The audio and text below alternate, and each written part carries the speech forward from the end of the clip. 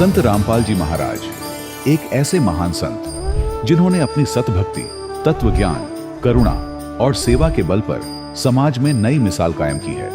संत रामपाल जी महाराज की अगुवाई में उनके सभी सतलोक आश्रमों से समाज कल्याण के अद्भुत कार्यों ने समाज को सुनहरे भविष्य की एक नई उम्मीद दिखाई है।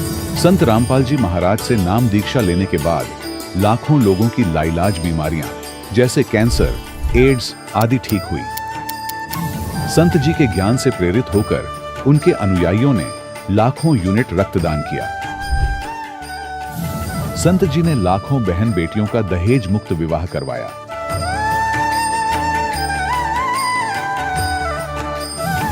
संत जी ने लाखों लोगों का नशा छुड़वाया, करोड़ों उजड़े परिवार बसे। संत जी के आश्रमों में समागम के दौरान निःशुल्क नेत्र चिकित्सा, दंत चिकित्सा प्रदान की जाती है। संत रामपाल जी महाराज द्वारा समय समय पर पर्यावरण संरक्षण के उद्देश्य से बड़े स्तर पर वृक्षारोपण किया जाता है। संत जी ने जरूरतमंदों को तत्काल राहत पहुंचाने के लिए एम्बुलेंस सेवा शुरू की। संत जी अपने अनुयायियों को देहदान के लिए प्रेरित करते हैं, जिससे मानवता की सेवा और चिकित्सा क्षेत्र में सुधार हो सके। संत रामपाल जी महाराज के सभी आश्रमों में हर रोज निःशुल्क भंडारा आयोजित किया जाता है, जहां हर वर्ग, हर जाति और हर धर्म के लोग एक साथ बैठकर भोजन करते हैं।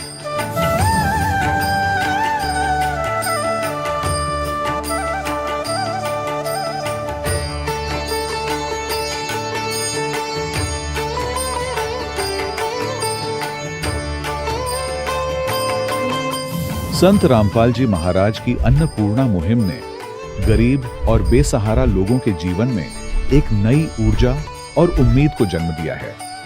घर घर खाद्य सामग्री और जरूरी मदद पहुंचाकर संत रामपाल जी महाराज ने लोगों को दुख और मजबूरी से लड़ने की ताकत प्रदान की है।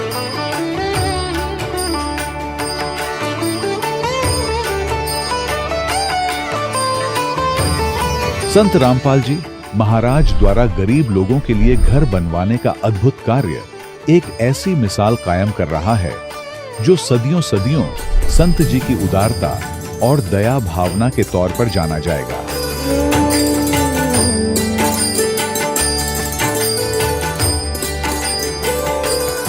संत रामपाल जी महाराज के आश्रम में हजारों बुजुर्गों को सम्मान और प्यार के साथ जीवन जीने का अवसर मिलता है। उनके खाने, रहने और स्वास्थ्य की पूरी जिम्मेदारी संत रामपाल जी महाराज उठाते हैं। अनाथ बच्चों के लिए संत रामपाल जी महाराज के सभी आश्रम किसी वरदान से कम नहीं। यहाँ उन्हें शिक्षा, संस्कार और भविष्य के लिए बेहतर अवसर प्रदान किए जाते हैं। चाहे बाढ़ हो, भूकंप या महामारी, संत रामपाल जी महाराज और उनके अनुयायी हमेशा ही जरूरतमंदों के लिए सबसे आगे खड़े रहते हैं।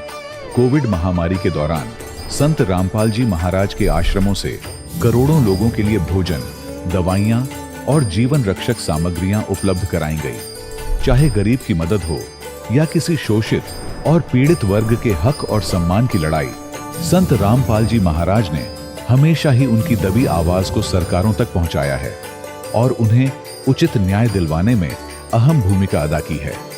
समाज में आध्यात्मिक और सामाजिक मूल्यों के प्रति जागरूकता लाने में संत रामपाल जी महाराज हर कदम पर मानवता के सच्चे सेवक साबित हुए हैं। संत रामपाल जी महाराज का जीवन हमें सिखाता है कि सच्ची सेवा वही है जो निस्वार्थ भाव से की जाए। आइए हम भी इस महान सेवा के कार्य में इस महान संत से जुड़ें और संत रामपाल जी महाराज से नाम दीक्षा लेकर अपने जीवन को धन्य बनाएं।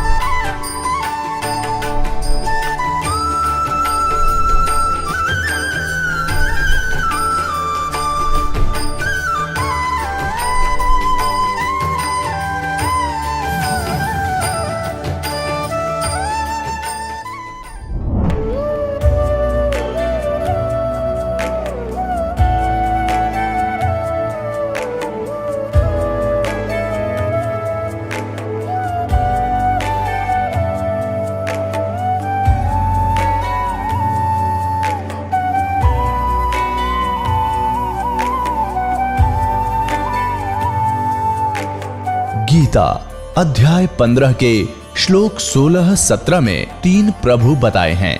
ये 3 प्रभु कौन हैं? किस प्रभु की शरण में जाने के पश्चात जन्म और मरण समाप्त हो सकता है? 3 प्रभुओं में सबसे उत्तम परमात्मा कौन है? कैसा है? उसका क्या नाम है? इन सभी गूढ़ रहस्यों को जानने के लिए अवश्य सुनिए जगत गुरु तत्वदर्शी संत रामपाल जी महाराज के अमृत वचन। सत साहिब दर्शकों, कहते हैं कि परमात्मा की भक्ति से जीवन की सभी परेशानियां दूर हो जाती हैं, फिर चाहे वह आर्थिक हो, शारीरिक या मानसिक। लेकिन अक्सर हम देखते हैं कि लोग भक्ति, पूजा, व्रत, तीर्थ यात्राएं करते हैं, फिर भी उनके जीवन में समस्याएं बनी रहती हैं। क्या हमारी भक्ति साधना में कुछ कमी है? क्या हमारी भक्ति साधना करने के तरीके सही नहीं हैं? क्या हमें एक सच्चे गुरु के मार्गदर्शन की जरूरत है जो हमारी सारी समस्याओं को हमेशा के लिए दूर कर सके? मिलिए पुणे, महाराष्ट्र की हरमिंदर कौर जी से, जिन्होंने विवाह से पहले ही देवी देवताओं की पूजा और व्रत किए, लेकिन फिर भी इन्हें आर्थिक तंगी, कर्ज और गंभीर बीमारियों का सामना करना पड़ा। लेकिन एक दिन इनके जीवन में एक ऐसा पल आया जब इन्हें प्राप्त हुई जगत गुरु तत्वदर्शी संत रामपाल जी महाराज की शरण। संत जी द्वारा बताई भक्ति विधि ने इनके जीवन को बदल दिया। धीरे धीरे इनकी सभी परेशानियां दूर हो गईं और आज हरमिंदर कौर जी और इनका परिवार खुशहाल जीवन व्यतीत कर रहा है। दर्शकों, अब आइए सुनते हैं हरमिंदर कौर जी की प्रेरणादायक कहानी, उनकी अपनी जुबानी। नमस्कार जी। नमस्कार। क्या नाम है जी आपका? हरमिंदर कौर, आलूवालिया। कहाँ से आए हैं जी आप? पूना से। अच्छा, आपसे एक बात जानना चाहेंगे कि संत रामपाल जी महाराज जी से आप कब जुड़े?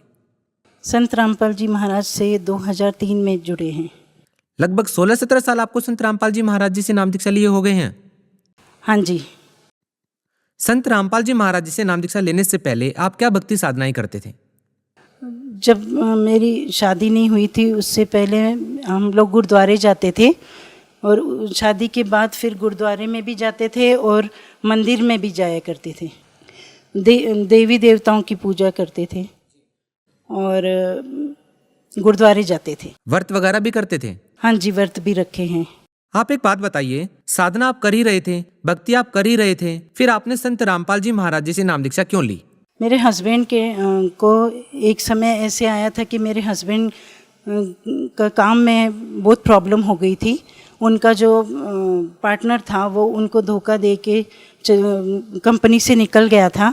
तो उस समय इनके एक मित्र जो थे वो संत रामपाल जी महाराज जी से उन्होंने नाम दीक्षा ली हुई है, वो उनको मिले।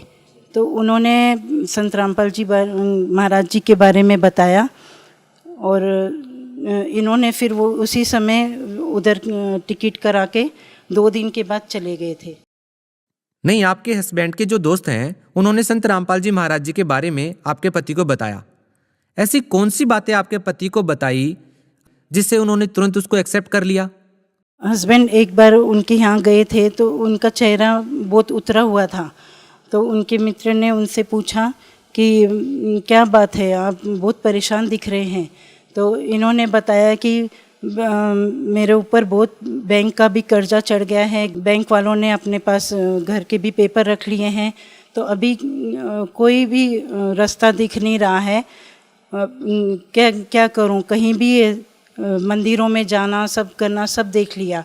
तो उन्होंने बोला कि आप संत रामपाल जी महाराज जी के पास आश्रम में एक बार जाके देखिए, आपके सब प्रॉब्लम वहीं पे सॉल्व हो जाएगी।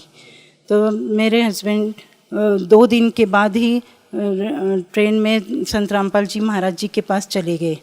वहाँ जाके उन्होंने सब आश्रम में जाके जब भी गुरुजी से मिले, नाम दीक्षा ली, तो उन्होंने उनको सब चीज़ों का ज्ञान हो गया कि हम जो भक्ति कर रहे थे वो सब गलत थी, और जो संत रामपाल जी महाराज जी द्वारा बताई गई भक्ति ही सब पूर्ण भक्ति थी। तो उसके बाद वो नाम दीक्षा लेके वापस जब घर में आए तो उसके बाद ही धीरे धीरे करके इनको वापस बैंक वालों ने पेपर दे दिए घर के और कंपनी के। और उसके बाद सब ठीक होता गया। इनको बाहर जाके ऑर्डर भी नहीं लेने पड़े, कंपनी में बैठे बैठे ही ऑर्डर आने लग पड़े। देखिए, आपने बताया कि आप आर्थिक समस्या से जूझ रहे थे और आर्थिक समस्या भी बहुत बड़ी। आपने बताया कि फैक्ट्री और घर के कागजात आपने गिरवी रख दिए थे बैंक वालों के पास। उसके बाद अचानक से जो आर्थिक समस्या आपकी जो थी वो ठीक होने लग जाती है।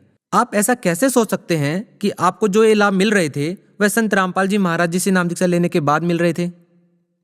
हमने सब जगह मंदिरों में, गुरुद्वारे में, सब जगह जाके सब पूजा व्रत सब करके देख लिया था, लेकिन कहीं भी हमें पहले लाभ नहीं मिला था। लेकिन जैसे ही संत रामपाल जी महाराज जी से मेरे हस्बैंड ने नाम लिया, उनका सब काम ठीक होने लगा और तुरंत ही वो सब चीज़ों का हमें फ़ायदा हुआ। ये तो रही आपके हस्बैंड की बात। आपने संत रामपाल जी महाराज जी से नाम दीक्षा क्यों ली? क्या आपके पति के कहने पर आपने नाम दीक्षा ली, या आपने भी संत रामपाल जी महाराज जी के सत्संग सुने या उनके बारे में जाना पहले? मेरे पति जब नामदान लेके आए थे तो हमने सत्संग सुने उनसे। तो सत्संग सुनने के बाद ही हम लोगों ने, मेरे बच्चों ने, मैंने और मेरी सास है जो, वो उन्होंने, सबने हमने बोला कि हमने भी नामदान लेना है संत रामपाल जी महाराज जी से। फिर संत रामपाल जी महाराज जनवरी में 2003 में पूना आए थे, तो वहीं पे हमें नामदान संत रामपाल जी महाराज जी ने दिया। हम आपसे जानना चाहेंगे कि संत रामपाल जी के जितने भी श्रद्धालु हैं, जब हम उनसे बात करते हैं तो बताते हैं कि संत रामपाल जी महाराज जी से नाम दीक्षा लेने के बाद जो शारीरिक कष्ट होते हैं, जो आर्थिक समस्याएं होती हैं, वो सब ठीक हो जाती हैं। आर्थिक लाभ के बारे में आपने बताया, आपको संत रामपाल जी महाराज जी से नाम दीक्षा लेने के बाद क्या कोई शारीरिक लाभ भी मिला? हाँ जी, शारीरिक लाभ बहुत मिले हैं मुझे। संत रामपाल जी महाराज जी से मिलने से पहले अस्थमा के अटैक आते थे। अस्थमा के इतने ज़बरदस्त अटैक होते थे कि मुझे बहुत सांस की आवाज़ दूर दूर तक आती थी, उसकी आवाज़ तीसरे कमरे में जाती थी। तो संत रामपाल जी महाराज जी से जब नामदान लिया, तभी उसके बाद मेरा अस्थमा बिल्कुल पूरी तरह से ख़त्म हो गया। और इसके अलावा नामदान लेने के 3 महीने बाद मुझे पेट में एक बार बहुत ज़ोर से दर्द उठा। मुझे डॉक्टर के पास जहांगीर हॉस्पिटल में ले गए थे। वहाँ पे डॉक्टर ने इंजेक्शन वगैरह दिए, उनकी समझ में भी नहीं आ रहा था कि क्या प्रॉब्लम है। 4 दिनों तक उन्होंने दवाई वगैरह की, एडमिट रखा। उसके बाद उन्होंने सीटी स्कैन किया। सीटी स्कैन में एक पेट के अंदर एक गांठ बताई थी डॉक्टर ने, और बोल रहे थे ये 100% कैंसर है। डॉक्टर ने जब भी मेरे हस्बैंड को बताया कि आपके पत्नी को कैंसर है, तो उनके पैरों के तले ज़मीन खिसक गई।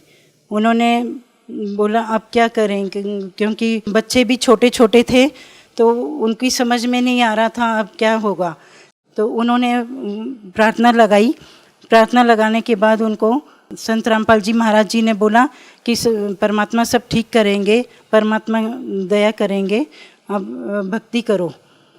उसके बाद फिर जब भी वापस से लीवर से पानी लिया डॉक्टरों ने और टेस्ट के लिए भेजा, तो उस दिन पूरी रिपोर्ट ठीक आई है। संत रामपाल जी महाराज जी की वजह से ही मेरा कैंसर ठीक हो गया था।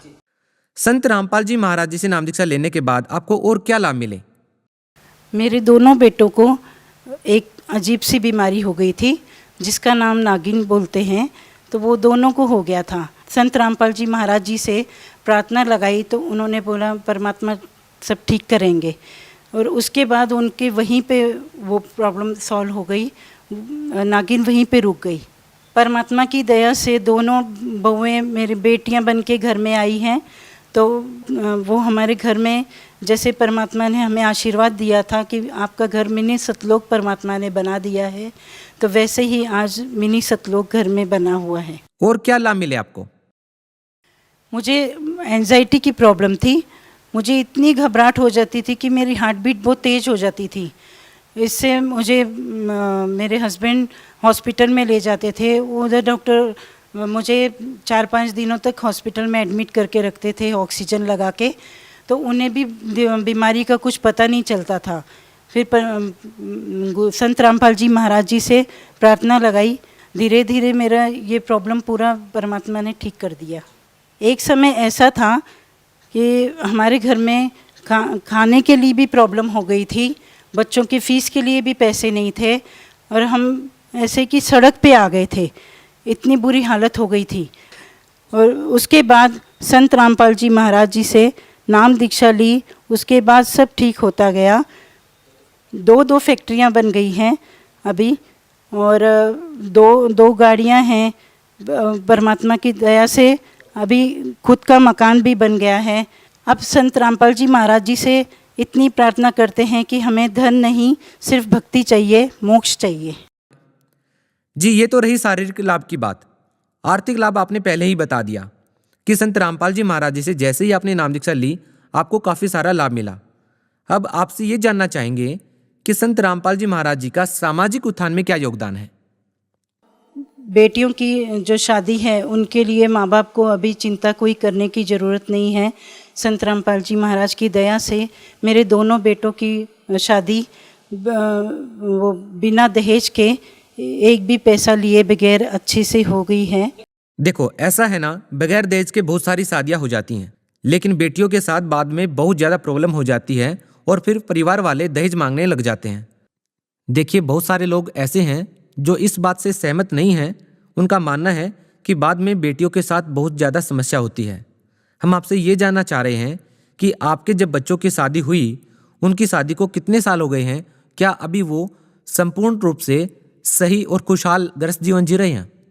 बड़ी वाली जो बहू है उसको 10 साल हो गए हैं और छोटी वाली को 5 साल हो गए। तो अभी तक आपके बच्चों की जो शादियां हुई हैं, क्या आपने अपने बच्चों की शादी में किसी भी प्रकार का दहेज नहीं लिया? नहीं, उनसे एक भी पैसा दहेज में नहीं लिया है। ये प्रेरणा आपको कहाँ से मिलती है? संत रामपाल जी महाराज जी की दया से वो प्रेरणा मिली है, क्योंकि उन्होंने जो दहेज प्रथा को ख़त्म करने का जो प्रयास किया है, उनको देखकर हमें ये प्रेरणा मिली है उनसे कि दहेज लेना बहुत गलत बात है। संत रामपाल जी महाराज जी ने नशा जो छुड़ाया है, उसके लिए मैं यही कहना चाहती हूँ कि मेरे घर में मैंने देखा था कि मेरे पिताजी भी ड्रिंक करते थे, तो मैं हमेशा से वो चाहती थी कि मेरा हस्बैंड जो होगा तो वो ड्रिंक कभी नहीं करने वाला चाहिए मुझे। हमेशा वही मैं भगवान से प्रार्थना करती थी, और मुझे जो मेरे हस्बैंड मिले वो शुरू से ही ड्रिंक नहीं करते थे। भगत समाज को आप क्या संदेश देना चाहते हैं? भगत समाज से यही प्रार्थना है कि संत रामपाल जी महाराज का ज्ञान सुनकर आप उनका ज्ञान समझे और परमात्मा की शरण में आए। जी, धन्यवाद। सच से। दर्शकों, अभी आपने सुने संत रामपाल जी महाराज से दीक्षा प्राप्त करके सुखी हुए भक्त के अनुभव। अब देखिए जगत गुरु तत्वदर्शी संत रामपाल जी महाराज के मंगल प्रवचन। अनंत कोटि ब्रह्मांड के सृजनहार हैं, सबके पालक हैं, और वो हमारे सबके पिता है। नानक साहब जी कहते हैं, फाई सूरत मुलुक की वेश, ए ठगवाड़ा ठगी देश, खरासियाणा भोता भार। ये धानक रूप रहा करता। ये 24 नंबर पृष्ठ श्री गुरु ग्रंथ साहिब में लिखा है, अंकित है। फिर श्री गुरु ग्रंथ साहिब के 731 पृष्ठ पर लिखा है, अंधुला नीच जात परदेसी मेरा, खिल आवे तिन जावे, और जाकी संगत नानक रहंदा क्यों कर मोंडा पावे। फिर 721 पृष्ठ पर लिखा है श्री गुरु ग्रंथ साहिब जी के, एक अरज गुप्तम पेश तोदर कौन करतार, हक्का कबीर करीम तू बेऐब परवरदिगार। फिर अन्य महापुरुषों ने जिनको परमात्मा मिले उन्होंने यही बताया है। दादू साहब जी कहते हैं, जिन मुझको निज नाम दिया सोई सतगुर हमार, दादू दूसरा कोई नहीं ये कबीर सृजनहार। और भी जितने महापुरुष हुए हैं उन्होंने परमात्मा कबीर जी को ही परमात्मा बताया है। हमारे वेद भी परमात्मा को कबीर देव कहते हैं, कबीर साहब कहते हैं, और कुरान शरीफ के अंदर उनको अल्लाह अकबर, अल्लाह कबीर कहा है। तो कहने का भाव ये है कि वो कबीर इज गॉड। और गीता के अंदर, गीता अध्याय नंबर 4 के श्लोक नंबर 32 और 34 में स्पष्ट किया है कि वो परमात्मा मुख कमल से यथार्थ ज्ञान बोलता है, उच्चारण करता है।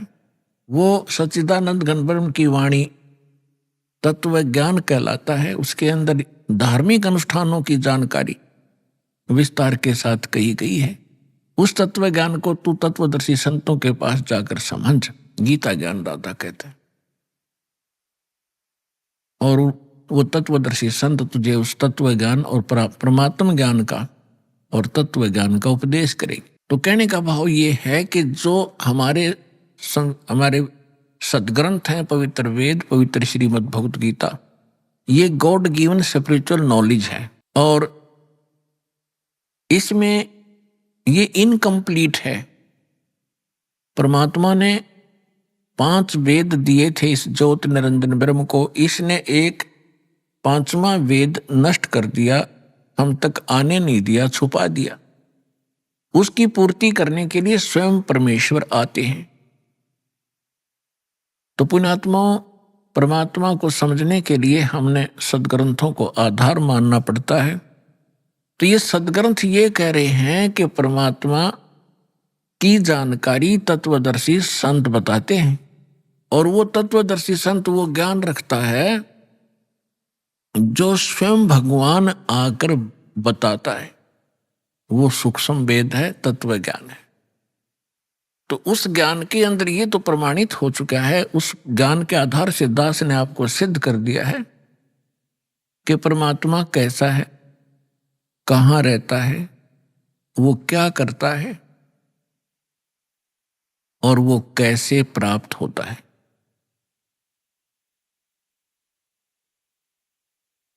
तो अब हमने उस अध्यात्म ज्ञान को समझना है। अपनी विशेषकर हिंदू धर्म के अंदर श्रीमद् भगवत गीता एक बहुत ही शिरोधार्य शास्त्र माना जाता है और सत्य शास्त्र कहलाता है।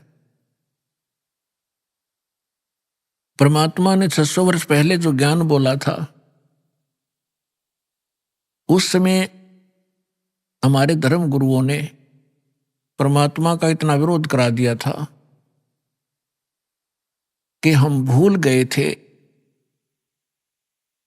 कि कबीर नाम का कोई व्यक्ति रहा होगा। केवल पुस्तकों में पढ़ा करते थे। कबीर साहब की वाणी पढ़ ली, ठीक है, दोहे इसलिए पढ़ा करते थे कि वो हमारे एग्जाम के अंदर उनमें से कुछ अंश हमने लिखना पड़ता था। अब जब हम तत्व ज्ञान से परिचित हुआ ये दास, तो पता चला ये कबीर साहब कवि ही नहीं थे, ये परमेश्वर भी थे। तो उस परमेश्वर ने कहा था, सुखदेव ने 84 भुगती, बना पजावे खरवो, तेरी क्या बुनियाद प्राणी, तो पेंडा पंथ पकड़वो। मोती मुक्ता दर्शत नाही, ये जग है सब अंदरे, दिक्कत के तो नैन चश्म, इनका फिरा मोतिया बिंदरे। परमात्मा कहा करते थे कि जिनको तुम विद्वान मानते हो, इन पंडितों को, मंडलेश्वरों को, महर्षियों को, ये कख भी नहीं जानते, कै ख भी नहीं जानते अध्यात्म मार्ग का। आचार्य और शंकराचार्य जितने मंडलेश्वर आप जी के धर्म गुरु हैं। ऐसे ही मुसलमानों को कहा करते ये मुल्ला काची, और जितने भी पीर ये अपनी कुरान शरीफ से भी परिचित नहीं है। तो इस बात से उस समय के सभी वो नकली धर्मगुरु परमात्मा का विरोध किया करते थे और उस परमात्मा को हमारे हृदय से कति गिरा दिया था, ये कह करके कि कबीर साहब तो अशिक्षित हैं, कोरी झूठ बोलते हैं। ये क्या जाने सदग्रंथों को। आज से 600 वर्ष पहले परमात्मा ने अपनी प्यारी आत्मा धर्मदास जी से कहा था, धर्मदास ये जग बोराना, कोई न जाने पद निर्वाणा, यही कारण मैं कथा पसारा, सबसे कहिए वो राम नियारा। यही ज्ञान जग जीव सुनावो, सब जीवों का भरम नसाओ। भरम गए जग वेद पुराना, आदि राम का वेद न जाना। अब मैं तुमसे कहूँ चताई, तेरे देवन की उत्पत्ति वाई। तेरे तीनों देवताओं की उत्पत्ति बताता हूँ, ब्रह्मा विष्णु महेश की कैसे जन्म हुआ। माँ अष्टंगी पिता निरंजन, ये जुम दारुण वंशन अंजन। पहले कीन निरंजन राई, पीछे से माया उपजाई। माया रूप देख अति शोभा, देव निरंजन तन मन लोभा। पेट से देवी करी पुकारा, हे साहिब मेरा करो उभारा। टेर सुनी तब ता हम आए, अष्टंगी के बंध छुड़वाए। धर्मराय की ने भोग विलासा, माया को रही तब आशा।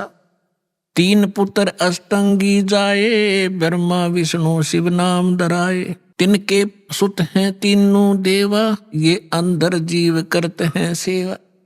गुण तीनों की भक्ति में ये भूल पड़ो संसार। कहे कबीर निज नाम बिना कैसे उतरो पार। तीन देव की जो करते भक्ति, उनकी कदे ना होवे मुक्ति। आज से 600 वर्ष पहले परमात्मा ने कहा था कि गुण तीनों की भक्ति में। तीन गुण कौन? रजगुण ब्रह्मा, सतगुण विष्णु, तम गुण शिव जी। इन तीनों देवताओं की भक्ति में ये भूल पड़ो संसार। और कहें कबीर निज नाम बिना, यथार्थ मंत्र के बिना तुम कैसे उतरो पार। और तीन देव की जो करते भक्ति, उनकी कदे न होवे मुक्ति। जिस परम पिता को ये अज्ञानी, एक संस्कृत भाषा के ज्ञाता कहा करते, वो अविद्वान है, जुलाहा है, शूद्र है, मूर्ख है, इसने बोलना भी ना आता, भाषा का उच्चारण भी ठीक नहीं, ये क्या जाने सदग्रंथों के बारे में ये आलोचना करता है। गुण तीनों की भक्ति में ये भूल पड़ो संसार। कहे कबीर निज नाम बिना कैसे उतरो पार। गुण तीनों की भक्ति में, होय होय, तीन गुणों की भक्ति। अब ये गुण क्या है, यह समझ में ना रही थी इनका आज तक। तो परमात्मा ने बताया कि रजगुण ब्रह्मा, सतगुण विष्णु, तम गुण शिव कहावे रे। चौथे पद का मरहम न्यारा, वे तत्वदर्शी बतावे रे। अब तीन गुण कौन थे? भगवान ने 600 वर्ष पहले सिद्ध कर दिया कि तीन देव, तीन गुण, ब्रह्मा विष्णु महेश, इनकी जो भक्ति करते हैं उनकी कभी मुक्ति नहीं होगी। और हमारे दादे परदादे इन्होंने पूज पूज कर मर गए, तो क्या मुक्त हुए? वो नहीं हुए। आपको प्रमाण दिखाते हैं। श्रीमद् देवी भागवत से हम सिद्ध करते हैं कि तीनों गुण कौन हैं। देखिएगा, ये है श्रीमद् देवी भागवत हिंदी टीका सहित भाग 1। ये छपी कहां से है?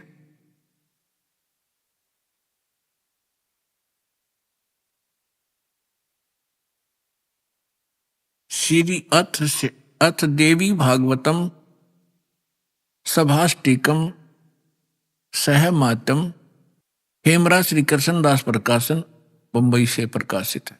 अब इसके तीसरे स्कंद में ले चलते हैं आपको। ये है अथ श्रीमद् देवी भागवते भाषा टीका युक्ते तृतीय स्कंध प्रारंभते। इसके हम आपको 11 पृष्ठ पर ले चलते हैं। ये 11 पृष्ठ है और 5वें अध्याय का हम 8वां मंत्र पढ़ेंगे। हे माता, यदि हमारे ऊपर सदा आप दया युक्त हो तो हमको तमोगुण में किस प्रकार प्रदान किया? शंकर भगवान कह रहे हैं। और ब्रह्मा रजोगुण और हरि सतगुण युक्त किए, क्यों किए? अब क्या बता रहे हैं, फिर हम संस्कार देखेंगे। यदि दया धर्मना न सदा अंबिके, आप यदि हमारे ऊपर सदा मेहरबान बताते हो, मैं तुम्हें बहुत प्यार करती हूं, तो कथम अहम विहित, क्यों मैं बना दिया तमोगुण है, तमोगुण। और कमल जय, कमल से उत्पन्न होने वाले ब्रह्मा जी को रजोगुण संभव है, रजोगुण क्यों बना दिया। और सुवित किमु सतोगुण हरि, और विष्णु को आपने सतोगुण क्यों बना दिया। इति सिद्धम रजगुण ब्रह्मा सतगुण विष्णु तमगुण शिव जी। अब एक और पुराण से सिद्ध करते हैं ब्रह्मा विष्णु महेश क्या है, देखिए।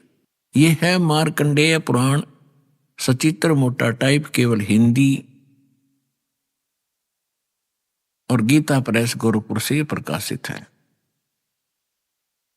इसके 123 22-23 पृष्ठ पर दिखाएंगे। ये 122 पृष्ठ पर हम पढ़ना शुरू करेंगे मार्कंडेय पुराण। यहां से मार्कंडेय जी बोले, ये बता रहे हैं सारा कुछ, हम यहां आ जाते हैं। राम मार्कंडेय जी बता रहे हैं, रजोगुण प्रधान ब्रह्मा, तमोगुण प्रधान रुद्र, सत्व प्रधान विश्वपालक विष्णु हैं, और यही 3 देवता हैं, और यही 3 गुण हैं। अब जिसको ये अनपढ़ अशिक्षित कहा करते थे, उस परमेश्वर ने 600 वर्ष पहले बता रखा था, ब्रह्मा विष्णु महेश, रजगुण ब्रह्मा सतगुण विष्णु तमगुण शिव जी, जो इनकी पूजा करते हैं वो कभी मुक्ति प्राप्त नहीं कर सकते। और श्रीमद् भगवत गीता में उनको क्या संज्ञा दी है, इस त्रिगुण में ही माया, रजगुण ब्रह्मा सतगुण विष्णु तमगुण शिव जी की जो पूजा करते हैं, जिनकी बुद्धि इन्हीं पर सीमित होगी है, इसके अतिरिक्त वो किसी की बात को सुनना पसंद भी नहीं करते। राक्षस स्वभाव को धारण किए हुए मनुष्यों में नीच दूषित कर्म करने वाले मूर्ख, 4 गाली इकट्ठी दे रखी है। गीता ज्ञानदाता कहता और मेरी भक्ति भी ना करते। गीता ज्ञानदाता कौन है? ये ब्रह्म है, ये सरपुरुष है, 21 ब्रह्मांड का स्वामी है, ब्रह्मा विष्णु महेश का पिता है, जो श्री कृष्ण में प्रवेश करके श्रीमद् भगवत गीता का ज्ञान बोल गया। आइए पढ़ें अपने ही सदग्रंथों को, जिनको हम डेली रटा करते, हम पढ़ा करते, समझा नहीं करते। हमने मान रखा था इसके पढ़ने मात्र से ही मोक्ष होगा, नहीं। श्रीमद् भगवत गीता में जो लिखा है वैसे सब उसको करने से मोक्ष होगा, ना कि केवल पढ़ने मात्र से। पढ़ने से ज्ञान होता है, वो ज्ञान भी ना हुआ, हमने पढ़ते पढ़ते कितने दिन बीत गए थे, वर्ष बीत गए थे। गुरु बिन का हुन पाया ज्ञाना, जो थोथा बुस छड़े मूड किसाना। गुरु बिन वेद पढ़े जो प्राणी, समझन सार रहे अज्ञानी। तो हम इन पढ़ा भी करते इन सदग्रंथों को, लेकिन ज्ञान नहीं था। आज हम पढ़ेंगे इस पवित्र सदग्रंथों को परमात्मा की तत्व ज्ञान की रोशनी में, हम एक एक अक्षर समझ जाएंगे। आइएगा अब 7वां अध्याय पढ़ते हैं, देखिएगा। श्रीमद् भगवत गीता, जय दयाल गोविंद का इसके अनुवादक हैं, गीता प्रेस गोरखपुर से ये प्रकाशित है। और ये सबसे अधिक हिंदू समाज में यही पढ़ी जा रही है। अब देखते हैं 7वां अध्याय।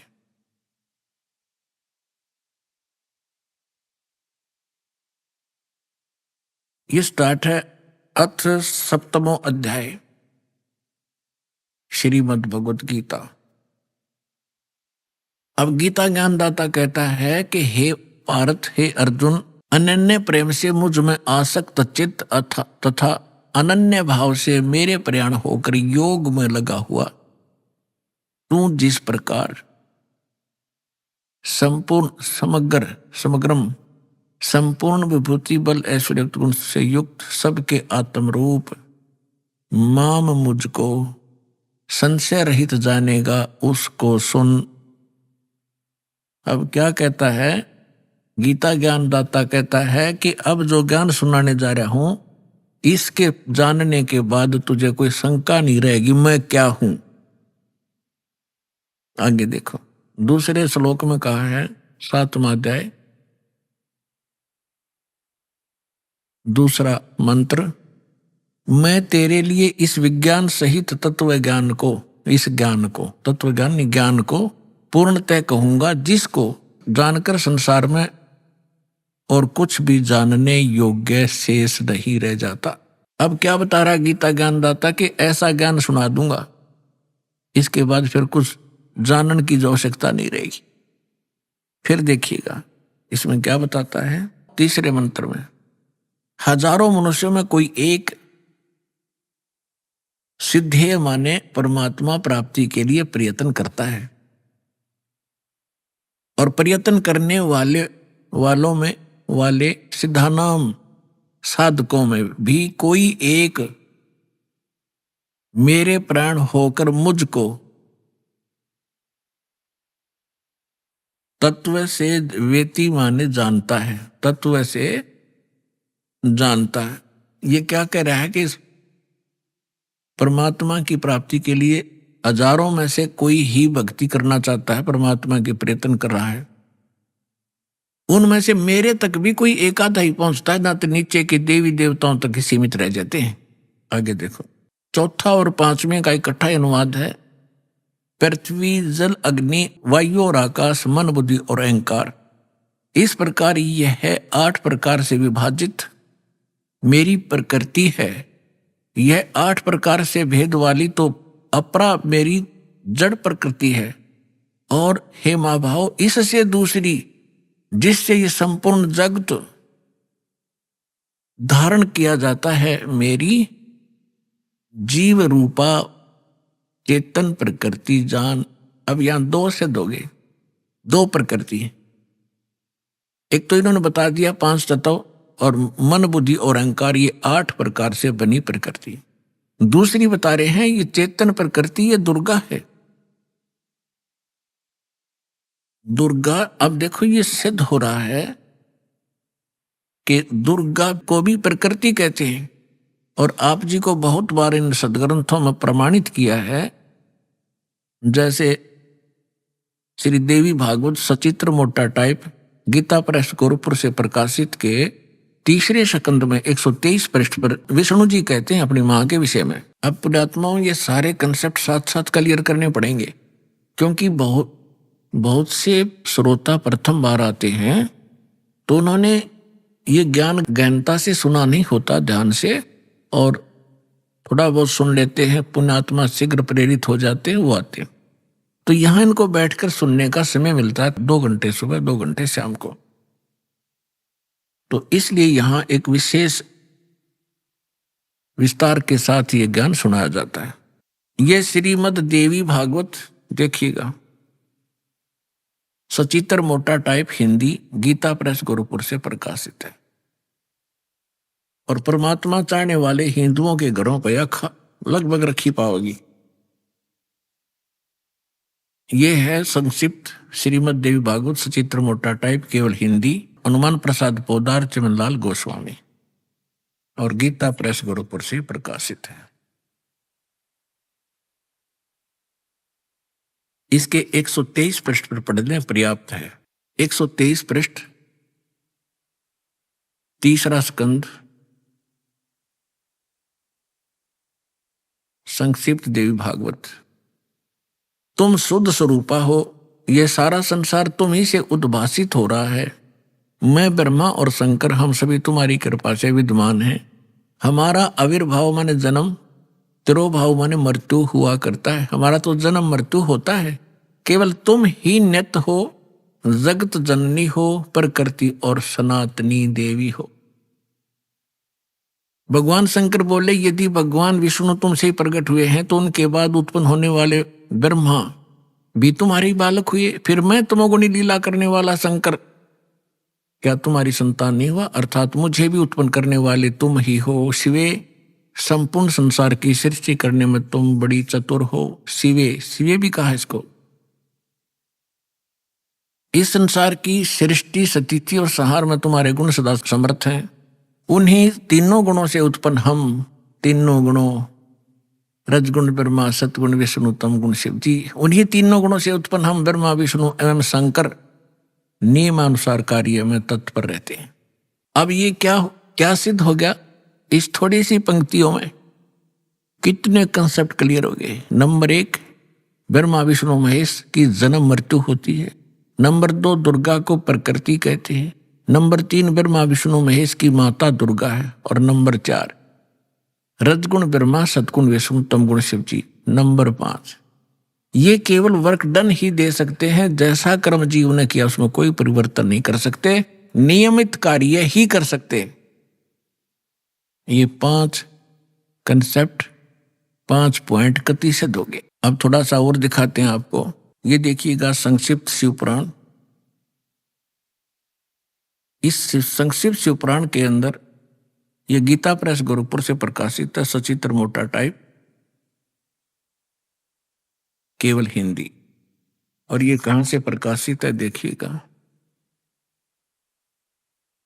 हनुमान प्रसाद पोदार इसका इनके संपादक हैं और प्रकाशक हैं। ये गीता प्रेस गोरखपुर, गोविंद वन कार्यालय, कोलकाता का संस्थान। यहां देखिएगा संक्षिप्त शिवपुराण 98 पृष्ठ से हम थोड़ा सा पढ़ेंगे। यहां 5वां अध्याय रुद्र संहिता का हम पढ़ेंगे 6ठा। 5वें के एंड को पढ़ रहे हैं। अपने पुत्र नारद की आवाज सुनकर लोक पितामह ब्रह्मा वह इस प्रकार बोले। 5वां अध्याय समाप्त हुआ। 6ठा प्रारंभ हुआ रुद्र संहिता का 99 पृष्ठ पे। नारद ने पूछा था कि सृष्टि की रचना बताइए भगवान पिताजी ब्रह्मा जी से। तो ब्रह्मा जी ने बताया, अब आपके रूबरू पढ़कर सुनाता हूं। ब्रह्मा जी ने कहा ब्राह्मण श्रोमणे, तुम सदा समस्त जग के उपकार में लगे रहते हो। तुमने लोगों के हित की कामना से बहुत उत्तम बात पूछी है, जिसमें समस्त चराचर जगत नष्ट हो गया था। सर्वत्र केवल अंधकार ही अंधकार था, न सूर्य दिखाई देते थे, न चंद्रमा आदि कुछ भी नहीं थे। उस समय तत् सद्ब्रह्म, इस श्रुति में जो सत्य सुना जाता है एकमात्र वही शेष था। 100 पृष्ठ पे जिस परब्रह्म के विषय में ज्ञान और अज्ञान से पूर्ण युक्तियों द्वारा इस प्रकार विकल्प किए जाते हैं। यानी ब्रह्मा जी कह रहे हैं कुछ सच्ची कुछ झूठी जो मैंने सुनी है वो बता रहा हूं। उसने कुछ काल के बाद कुछ समय के उपरांत द्वितीय की इच्छा प्रकट की। उसके भीतर एक से अनेक होने के संकल्प उदित हुए। तब उस निराकार परमात्मा ने अपनी लीला शक्ति से अपने लिए एक मूर्ति की कल्पना की। इनका क्या मानना है कि परमात्मा मूलतः निराकार है और उसने फिर अपने आकार में आने की सोची, फिर वो सदा शिव बन गए। अब देखो क्लियर होगा यहां से। उस निराकार परमात्मा ने अपनी लीला शक्ति से अपने लिए मूर्ति की कल्पना की। जो मूर्ति रहित परम ब्रह्म है उसकी मूर्ति, यहां देखिए, भगवान सदाशिव हैं। अब सदाशिव कौन है ये देखना ध्यान से। ये किसको सदाशिव कहते हैं? अर्वाचीन और प्राचीन विद्वान उन्हीं को ईश्वर कहते हैं। उस समय एकाकी रहकर स्वेच्छानुसार विहार करने वाले उन सदाशिव ने अपने विग्रह से स्वयं ही स्वरूप भूता शक्ति की सृष्टि की, जो उनके अपने श्री अंग से कभी अलग होने वाली नहीं थी। उस पराशक्ति को प्रधान भी कहते हैं, प्रकृति भी कहते हैं, गुणवती माया, बुद्धि तत्व की जननी तथा विकार रहित कहा है। वह शक्ति अंबिका कही गई है। उसी को प्रकृति, सर्वेश्वरी, त्रिदेव जननी, तीनों देवताओं को उत्पन्न करने वाली उनकी माता, ब्रह्मा विष्णु महेश की माता, नेता और मूल कारण भी कहते हैं। सदाशिव द्वारा प्रकट की गई उस शक्ति की 8 भुजाएं हैं। हो गया क्लियर? अब ये दुर्गा के विषय में है और सदाशिव ये कौन है? ये काल है। आगे और क्लियर हो जाएगा। अब इसमें क्या सिद्ध हो गया कि प्रकृति भी दुर्गा को कहते हैं और प्रधान भी दुर्गा को कहते हैं। गीता अध्याय नंबर 14 के श्लोक नंबर 3 से 5 में कति स्पष्ट किया गया है। ये काल कहता है, गीता बोलने वाला ब्रह्म कहता है कि प्रकृति तो मेरी पत्नी है, सब जीवों को उत्पन्न करने वाली माता है, मैं इसके गर्भ में बीज स्थापन करने वाला सबका पिता हूं। और इन प्रकृति से उत्पन्न ये तीनों गुण इस जीव को कर्मानुसार यहां बांधे रखते हैं, जकड़े रखते हैं। तीनों गुण कौन सी सिद्ध होगी? रजगुण ब्रह्मा सदगुण विष्णु तम गुण शिव जी। अभी आपने सुने संत रामपाल जी महाराज के मंगल प्रवचन। आइए अब सुनते हैं संत रामपाल जी महाराज से नाम दीक्षा लेकर सतभक्ति करके अद्भुत लाभ प्राप्त करने वाले अनुयायी के विचार। नमस्कार दर्शकों, कहते हैं जब मुसीबत आती है तो अकेले नहीं आती, बल्कि अपने साथ कई समस्याओं को लेकर आती है। जब इंसान को मुसीबतें चारों तरफ से घेर लेती हैं, तो उसे यह समझ नहीं आता कि वह क्या करे। आज हम आपको एक ऐसे श्रद्धालु की सच्ची कहानी सुनाने जा रहे हैं, जिन्हें जीवन में अचानक चारों तरफ से मुसीबतों का सामना करना पड़ा। यह कहानी है राजेश कुमार श्रीवास्तव जी की, जो गाजियाबाद उत्तर प्रदेश के निवासी हैं। राजेश जी विभिन्न देवी देवताओं जैसे शिव जी, दुर्गा जी और बालाजी की पूजा किया करते थे। फिर भी इनके जीवन में समस्याओं का अंबार लगा हुआ था। कभी बीमारी का सामना करना पड़ता तो कभी व्यापार में नुकसान हो जाता। करोड़ों के कर्ज में डूबे हुए थे और झूठे मुकद्दमों का भी सामना करना पड़ा। समाधान की तलाश में राजेश जी ने मंदिर, मस्जिद और गुरुद्वारों के चक्कर काटे, तांत्रिकों के पास भी गए, परंतु इन्हें कहीं से भी राहत नहीं मिली। फिर एक दिन इनके जीवन में एक नया मोड़ आया। इन्होंने संत रामपाल जी महाराज का सत्संग सुना और उनसे नाम दीक्षा प्राप्त की। दर्शकों, आइए अब राजेश कुमार जी से ही सुनते हैं उनके जीवन की यह कहानी कि आखिर कैसे इनके दुख भरे जीवन में सुख, शांति और समृद्धि आई। जी नमस्कार। सर नमस्कार। क्या नाम है जी आपका? राजेश कुमार श्रीवास्तव। राजेश कुमार जी, कहाँ से आए हैं आप? वैसे तो मैं जिला रायबरेली पोस्ट सलोन का रहने वाला यूपी का, लेकिन फिलहाल गाजियाबाद में मैं रह रहा हूँ। सर, संत रामपाल जी महाराज से नाम दीक्षा लेने से पहले आप क्या भक्ति साधना करते थे? मैं सदा शिव शंकर जी की पूजा करता था, नंगे पैर आता था। दुधेश्वरनाथ मंदिर हमारे गाजियाबाद में, तो 41 दिन का प्रतिज्ञा करके जल चढ़ाना, उसके बाद पानी पीना, दुर्गा जी की पूजा करना, बालाजी जाना, सभी देवताओं की पूजा करता था मैं। सर, जब आप हिंदू धर्म में प्रचलित सभी प्रकार की पूजाएं आप कर रहे थे, तो फिर आपको संत रामपाल जी महाराज से नाम दीक्षा लेने की क्या जरूरत आन पड़ी? सर, एकदम से हमारे घर में दिक्कत आई, बीमारी हुई, भूत बाधा हुई। फिर जहाँ जहाँ लोगों ने बताया वहाँ वहाँ जाना शुरू किया। व्यापार में नुकसान होना शुरू हुआ, बच्चे को हमारे काफ़ी दिक्कत हुई, बीमारी हुई। तो इन सबसे फिर हमें इसमें मोबाइल में हम एक दिन ऐसे बैठे थे, हमने संत रामपाल जी महाराज का सत्संग देखा। सत्संग देखने के बाद फिर हमने बात की कि भाई हम तो परेशान थे, जहाँ जो बताता था वहीं भागना, कि मस्जिद भी जाना, मंदिर भी जाना, पीरों के यहाँ जाना, झाड़ फूँक कराना, लेकिन कोई रिलीज नहीं मिला। उसी दौरान हमारी पत्नी भी ख़त्म हो गई इसी सब उसमें। फिर मुझे किसी ने बताया कि आप जो है पूर्ण परमात्मा हैं संत रामपाल जी महाराज के रूप में, तो आप इनसे अरदास लगाओ। तो हमने फिर सत्संग देखा। सत्संग देखने के बाद उस समय हमारा उड़ीसा में काम चल रहा था, तो हमारा पूरा काम ख़त्म हो गया था। सारा आदिवासियों ने मशीन पर सब कब्जा कर लिया था पूरा, बिल्कुल करीब आत्महत्या की हालत हो गई थी। जो दोस्त थे, जो पार्टनर हमारे थे, साथ में काम कर रहे थे, उन्होंने ब्याज लगा दिया। हमारे करीब करोड़ों का हमारे कर्जा हो गया। सर, हमने कोई नाम नहीं लिया था। फिर हमने ऐसे ही सत्संग देखा, उसके बाद परमात्मा से अरदास लगाई। तो सर, जैसा कि आपने बताया कि आपके जीवन में बहुत सारी कठिनाइयाँ आ रही थी, बहुत सारी परेशानियों ने आपको घेर लिया था, तो क्या संत रामपाल जी महाराज से नाम दीक्षा लेने के बाद आपको कोई लाभ मिला? सर जी, उड़ीसा में हमारे भी करीब 40 लाख का कर्जा हो गया था। क्यों लॉकडाउन लग गया था, उसमें सबको पता है कि मशीनें सारी हमारी चोरी हो गई थी। स्टील का काफ़ी करीब 40 टन स्टील गायब हो गया था। आदिवासी लेबर थी, हमारी 4 व्हीलर थी, वो हमारी उठा ली थी वहाँ पे, और भी बहुत बहुत नुकसान हुआ था। तो हमने जब सत्संग देखा, उसके बाद मैंने फिर आश्रम में फ़ोन लगाया, तो वहाँ से बताया कि आप जो है लोनी नामदान केंद्र में बात करो। तो हमने बात की। हमने कहा भगत जी हम आ नहीं सकते वहाँ, क्योंकि गाजियाबाद में हमारे पे FIR थी, और जो साथ में काम करने वाले थे उन्होंने हम पे ब्याज लगा दिया था। मकान पे ताले लग गए थे, हमारे सारी प्रॉपर्टी हमारी बिक गई थी कर्जे में। तो बिना नाम लिए हमने वहीं से प्रार्थना लगाई थी। परमात्मा ने बड़े आराम से वहाँ से, संत रामपाल जी पूर्ण परमात्मा ने हमें बड़े आराम से निकाला। और वहाँ निकलने के बाद हमें जहाँ से पुलिस यहाँ वारंट कटा था ढूंढ रही थी, हम सीधा लोनी उतरे थे, हम अपने घर नहीं गए। उसके बाद वहाँ से हमें 15 दिन का समय मिला थाने से कि आप जो है आराम से अपना फैसला करो।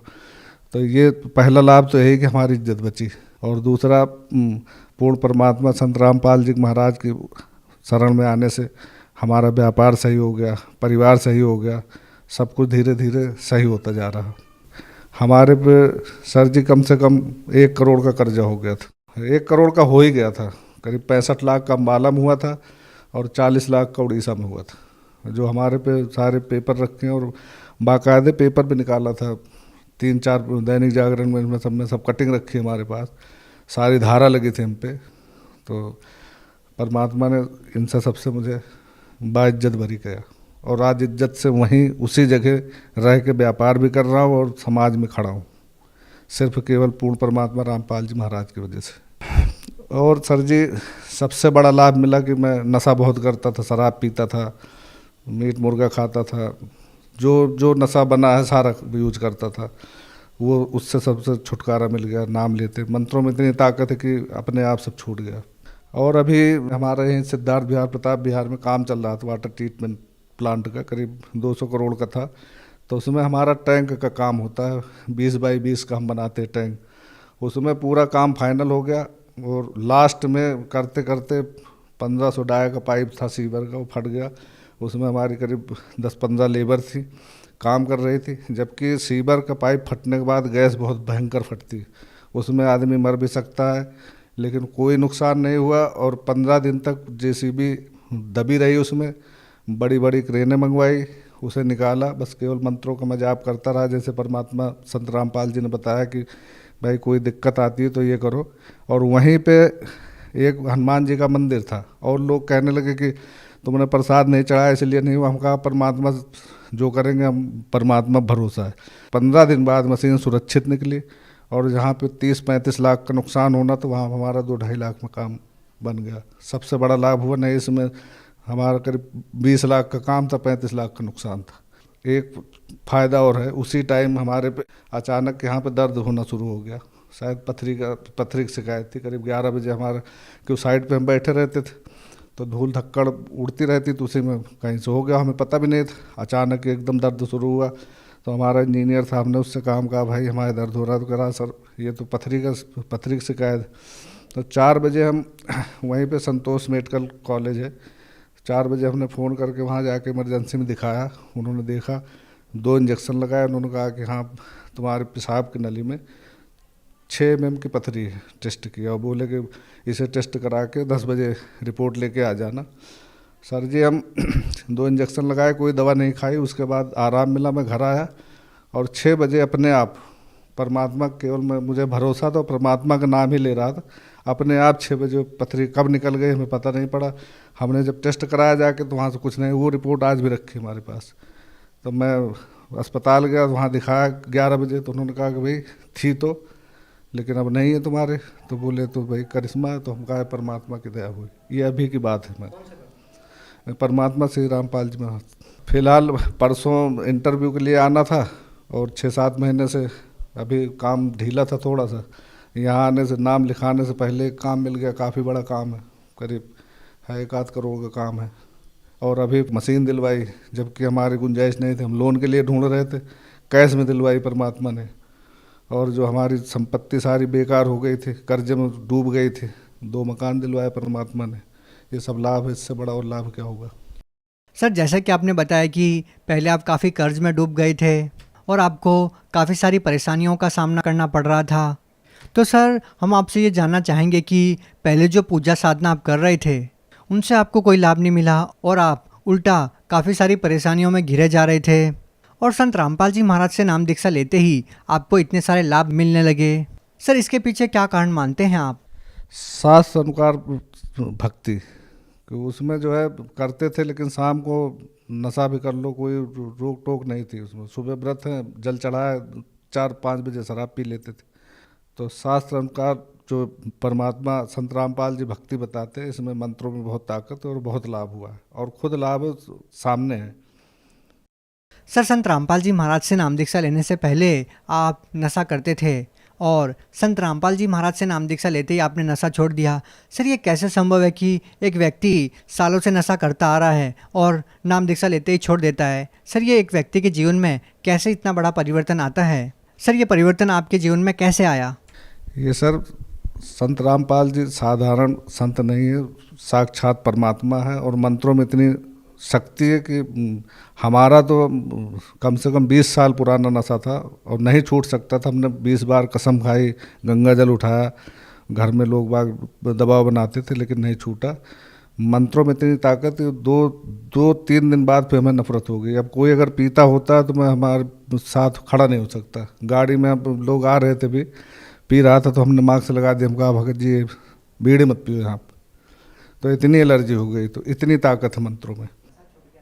सर, जैसे कि आपने बताया कि संत रामपाल जी महाराज से नाम दीक्षा लेते ही आपका नशा छूट गया, तो सर जो लोग आपकी तरह नशा करते हैं और वो चाहकर भी नशा नहीं छोड़ पा रहे हैं, क्या वो आपकी तरह संत रामपाल जी महाराज से नाम दीक्षा लेंगे तो क्या उनका भी नशा छूट जाएगा? बिल्कुल 100% छूट जाएगा। परमात्मा संत रामपाल जी की भक्ति करें और सच्चे मंत्रों का जाप करें, सारी समस्या सूझ जाए। कैंसर का कैंसर ठीक हो जाएगा। जब हमारी पथरी 6 mm की पेशाब की नली में, एक पित्त की थैली में, इसमें ऑपरेशन भी नहीं होता। डॉक्टर कह रहा था कि इतना गलत जगह फंसी, जाके नीचे फंस गई कि उसका ना ऑपरेशन हो सकता था ना कुछ नहीं, वो तो अपने आप ही निकल सकती थी। वो कह रहे थे दवाओं से गला के निकलेगी। अब बताओ, इतना बड़ा चमत्कार हुआ, नहीं तो इसमें तो आदमी मर सकता है। जिसको पेशाब ही नहीं होगा वो तो मर सकता है। तो इतना बड़ा चमत्कार अभी हुआ है।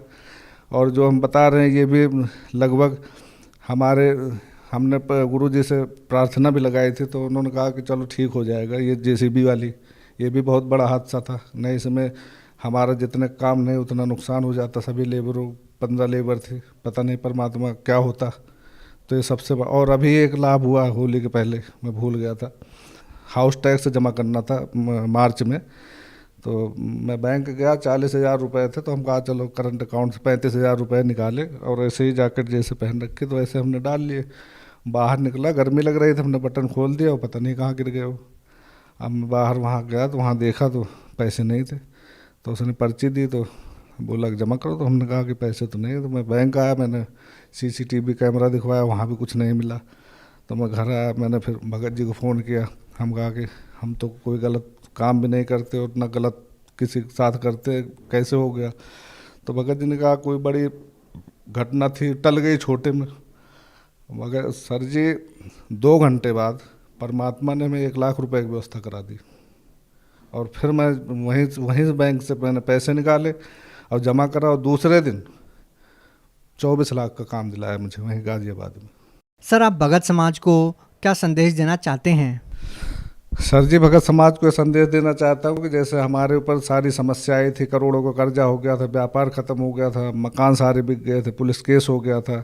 जब हमारे जैसे आदमी को परमात्मा का नाम लेने से सब कुछ ठीक हो सकता है, तो भगत समाज से ही प्रार्थना है हमारी कि आके संत रामपाल जी महाराज पूर्ण परमात्मा आए हुए हैं, इनसे नाम दीक्षा लें, अपना कल्याण कराएं और हमारी तरह ही आके वो भी अपना जीवन खुशहाल करें। सर, जो लोग संत रामपाल जी महाराज से नाम दीक्षा लेना चाहते हैं वो उनसे नाम दीक्षा कैसे ले सकते हैं? सर जी, यूट्यूब पे संत रामपाल जी का सत्संग सुने, उस पट्टी आती है, वहाँ से नंबर लेके नामदान केंद्र में फ़ोन करें और वहाँ से नाम लें। और अब तो हर ज़िले में नामदान केंद्र खुल गया, कम से कम 500 नामदान केंद्र खुल गए अपने भारत में। नाम दीक्षा लेके अपना कल्याण कराएं। जी धन्यवाद। सत साहिब।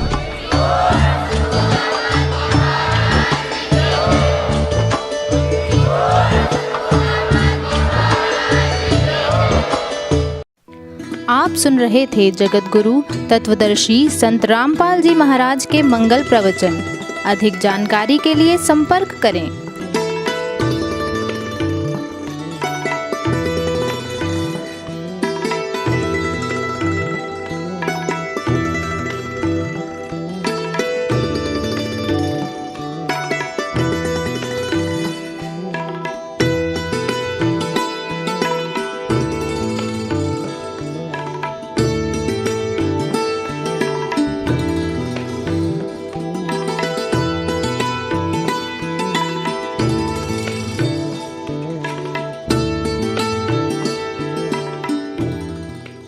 जगत गुरु तत्वदर्शी संत रामपाल जी महाराज जी के पावन सानिध्य में भक्ति की अलख जगाने तथा श्रद्धालुओं को सत्य भक्ति मार्ग का रास्ता दिखाने हेतु कनाडा के लोकप्रिय channel the TV NRI channel पर जगत गुरु तत्वदर्शी संत रामपाल जी महाराज जी के मंगल प्रवचनों का प्रसारण प्रतिदिन सुबह 7:30 बजे से 8:30 बजे तक तथा रात्रि 7:30 बजे से 8:30 बजे तक किया जा रहा है। इस सत्य भक्ति मार्ग को अपनाने के लिए अधिक से अधिक सत्संग प्रसारण देखें। इस सत्संग प्रवचन का सीधा प्रसारण संत रामपाल जी महाराज लाइव सत्संग YouTube चैनल और जगत गुरु संत रामपाल जी महाराज Facebook पेज पर भी देख सकते हैं।